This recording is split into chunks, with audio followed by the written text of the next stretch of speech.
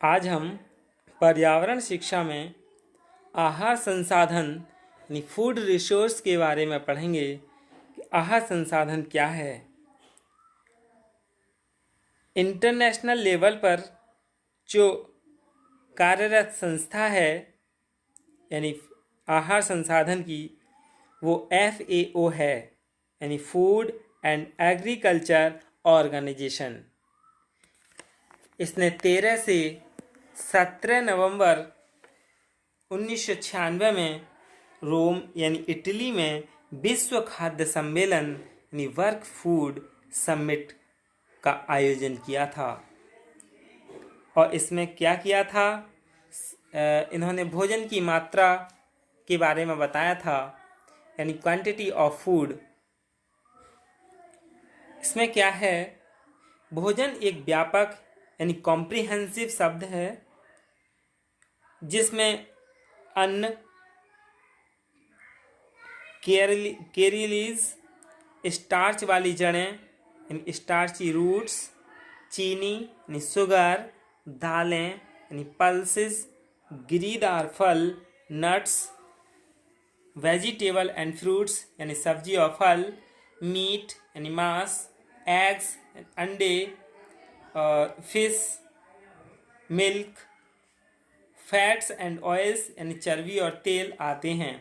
लेकिन इनमें सबसे अधिक लोगों द्वारा अधिक स्थानों पर उपयोग करने वाले व्यक्ति अन्न को ही काम में लाते हैं यानी कैरियर्स को ही उपयोग में लाते हैं।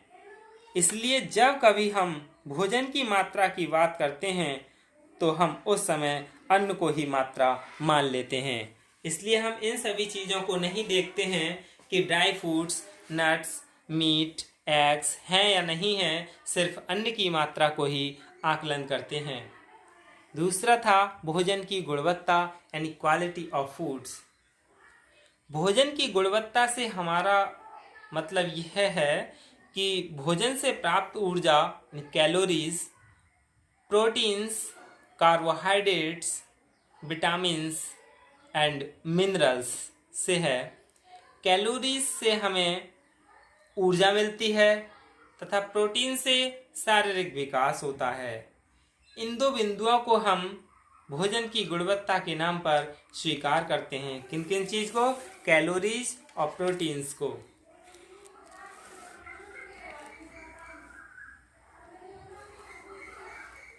जो अर्थशास्त्री हैं यानी इकोनॉमिस्ट्स, उन्होंने वर्ल्ड की जितने भी कंट्रीज हैं उनको 3 श्रेणियों में, 3 लेवल में डिवाइड किया है।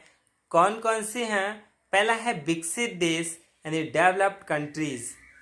डेवलप्ड कंट्रीज कौन से हैं?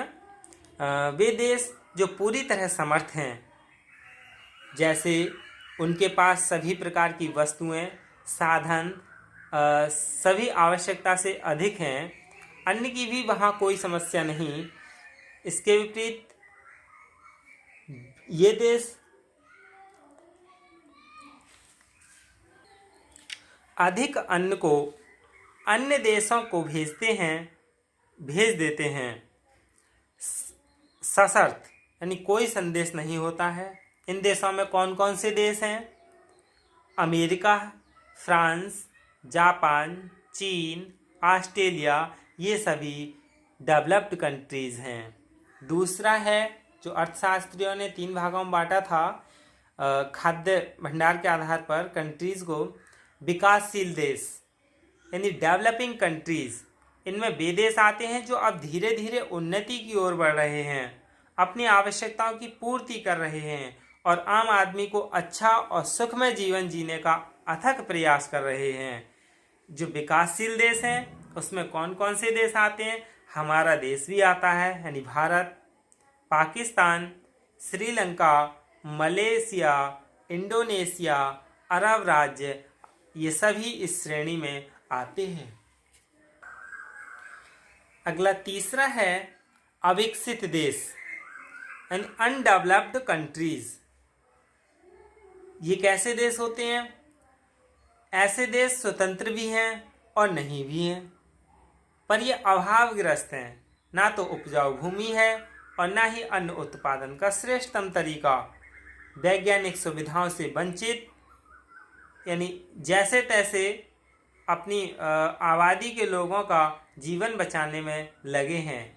येन केन प्रकारेण, इन सभी तरह से अन्न की आवश्यकता में ऐसे देश अपने बहुमूल्य प्राकृतिक संसाधनों को भी बेच देते हैं।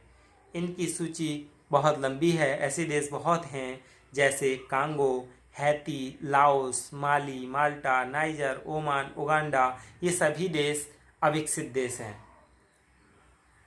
जो खाद्य विशेषज्ञ हैं, यानी फूड स्पेशलिस्ट्स, उन्होंने अन्न की उपलब्धता के आधार पर विश्व के सभी देशों को 4 भागों में बांटा है। यानी पहला इकोनॉमिस्ट्स ने बांटा था 3 भागों में, और अब जो हैं वो फूड स्पेशलिस्ट हैं, उन्होंने 4 भागों में बांटा था। वो कौन कौन से हैं? सबसे पहला है वे देश जो अपने लिए यथेष्ट भोजन उत्पादन कर सकते हैं। यानी वे देश जो अपने लिए अपने लायक ही जैसे तैसे भोजन का उत्पादन कर सकते हैं, वो सेल्फ सपोर्टर्स कहलाते हैं। यानी अपनी सपोर्ट स्वयं करने वाले होते हैं। दूसरे वे देश हैं जो अपने से सरप्लस खाद्यान्न उत्पन्न करके दूसरे देशों को बेच सकें अथवा दे सकें। यानी जो अपनी खाद्यान्न भी उत्पन्न कर लेते हैं और दूसरे देशों को बेच भी देते हैं। ये कौन से होते हैं? सप्लायर्स और डोनर्स, यानी सप्लाई करने वाले या खाद्यान्न को देने वाले देश होते हैं। तीसरे प्रकार के कैसे देश बताए हैं जो फूड स्पेशलिस्ट हैं?